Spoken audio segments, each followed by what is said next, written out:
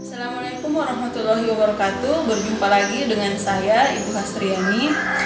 Pada video kali ini kita akan membahas tentang logika matematika, yaitu materi converse, inverse, dan kontraposisi.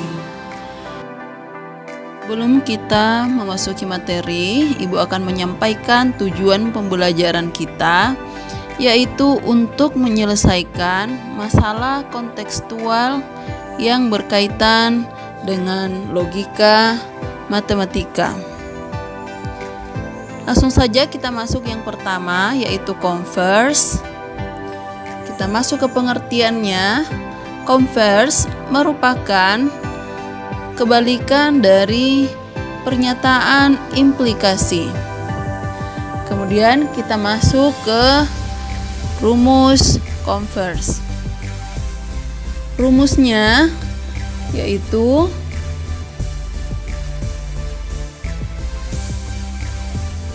kalau implikasi adalah P maka Q, maka converse-nya adalah Q maka P.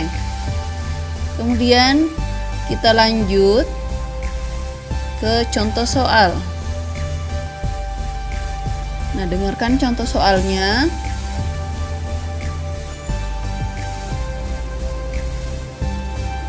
Tentukan converse dari jika saya sakit, maka saya pergi ke dokter.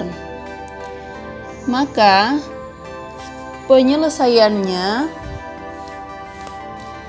kita bagi per pernyataan, yaitu pernyataan P saya sakit dan pernyataan Q saya pergi ke dokter. Converse yaitu Q maka P, maka hasilnya adalah jika saya pergi ke dokter, maka saya sakit. Kemudian kita lanjut ke bagian 2, yaitu inverse. Yang pertama pengertiannya, inverse merupakan negasi dari pernyataan implikasi. Selanjutnya kita masuk ke rumus inverse.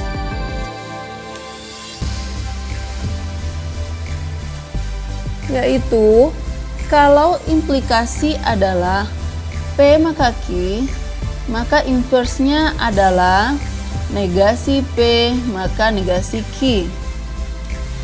Langsung saja kita masuk ke contoh soal, yaitu tentukan inverse dari jika saya giat belajar, maka saya lulus ujian. Kita lanjut ke penyelesaiannya.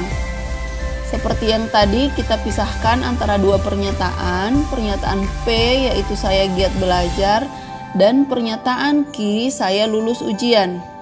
Inverse negasi P maka negasi Q, maka jawabannya adalah jika saya tidak giat belajar, maka saya tidak lulus ujian. Selanjutnya yang terakhir yaitu kontraposisi. Yang pertama kita masuk ke pengertian. Kontraposisi merupakan negasi dari kebalikan pernyataan implikasi.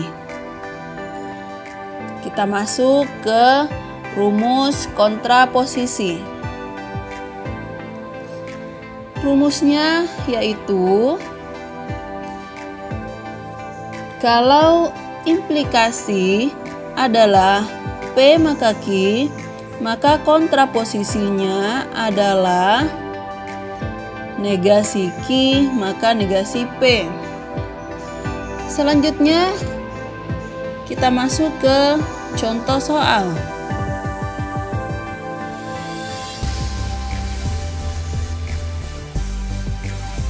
Tentukan kontraposisi dari pernyataan jika Azalea rajin baca buku, maka Azalea cerdas. Maka penyelesaiannya adalah kita kembali membuat pernyataan P, Azalea rajin baca buku, dan pernyataan Q, Azalea cerdas.